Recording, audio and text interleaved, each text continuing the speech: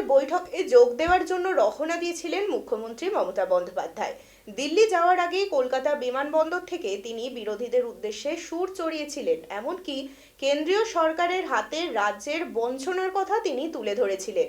এর সাথে তাকে আরও বলতে শোনা যায় যে রাজ্যকে ভাগ করার চক্রান্ত করছে বিজেপি।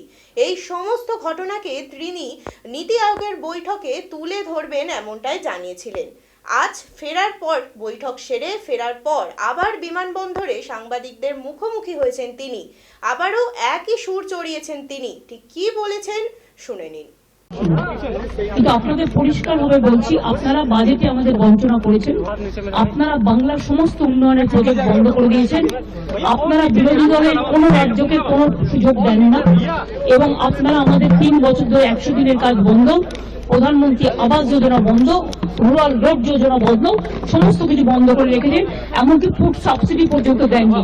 আমরা 1,71,000 কোটি টাকা পাই লাস্ট ইয়ার পর্যন্ত। এই বাজেটেও কিছু নেই, শুধু জিরো। এইটুকু বলার সাথে সাথে আমার মাইকটা স্টপ করে দিয়েছে। আমি বললাম, why you discriminate, why you stop me? I am only attending. You should be happy for that. Instead of that, you are giving more scope to your party, your government, and you only me on behalf of opposition, only I am there, and you stop my mic. আপনি আমার mic বন্ধ করে দিচ্ছেন। আপনাদের এই বঞ্চনা আমি মানি না, তাই মনে রাখবেন আমি চললাম। बंगाल का बंगाल का नहीं, सब रीजनल पार्टी का इंसल्ट।